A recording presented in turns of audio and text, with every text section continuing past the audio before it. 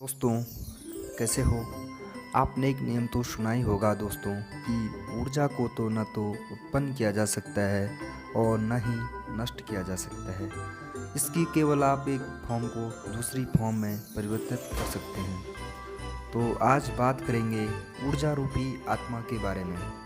दोस्तों, आत्मा भी सेम ऊर्जा ही है। इसको न तो पैदा किया जा सकता है और न ही नष्ट किया जा सकता है। भगवान कृष्ण गीता में कहते हैं कि आत्मा मुझ ईश्वर का ही एक रूप है। हे अर्जुन, आत्मा केवल शरीर को बदलती रहती है, जैसे हम लोग एक वस्त्र को उतार कर पुनः दूसरा वस्त्र धारण करते हैं। आत्मा का नियम भी यही है। दोस्तों, क्या आपके मन में आत्मा के बारे में जानने की इच्छा कभी न कभी तो पैदा हुई होगी, किंतु यह आत्मज्ञान को पाने में 95% लोग असफल हो जाते हैं। जो इस आत्मज्ञान को पा लेता है वह परम सिद्धि को प्राप्त कर लेता है। आत्मा न कभी जन्म लेती है और न ही कभी मरती है। यह बात कृष्ण में भगवत गीता में कई बार कही गई है। आत्मा कितने दिन बाद दूसरा शरीर धारण करती है। वैज्ञानिकों ने कई रिसर्च की इस थ्योरी पर किए गए हैं। कई लोगों ने तो अपनी मौत का अनुभव भी दुनिया को बताया है। आइए बात करते हैं मौत के समय की घटनाओं के बारे में। कहते हैं कि जब इंसान की मौत नज़दीक होती है तो उसको दिखना बिल्कुल कम हो जाता है, खाना पीना भी छोड़ देता है। यह चक्र बिल्कुल जन्म के समय जैसा है। जब बच्चा जन्म लेता है तो उसको अपने होने का कोई ज्ञान नहीं हो पाता है कि मैं हूँ या नहीं हूँ। ठीक यही प्रक्रिया मौत के समय घटित होती है।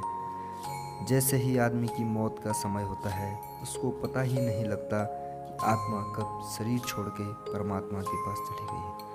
वह आत्मा ऊपर से देखती है कि और देखकर चकित हो जाती है कि कुछ पल तक आत्मा अपने शरीर को ऊपर से देखती रहती है। पास में रो रहे लोगों को भी देखती है। बाद में आत्मा को यह पता चलता है कि आत्मा शरीर छोड़ चुकी है। आत्मा को एक ज्ञान हो जाता है कि शरीर मर चुका है और अंत में आत्मा किसी अन्य शरीर की दौड़ में चली जाती है।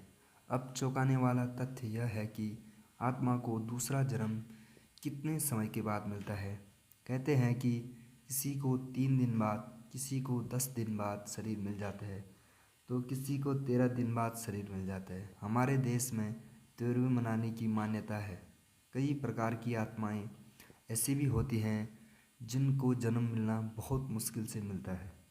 देव आत्माएं, इन आत्माओं को जन्म आसानी से नहीं मिल पाता है। यह हमारे कुल देवताओं के रूप में हमारी रक्षा करती हैं। इन महान आत्माओं को महान माताओं की गर्भ चाहिए। दूसरी जो आत्माएं होती हैं वह बहुत ही दुष्ट तथा क्रूर प्रकार की आत्माएं होती हैं।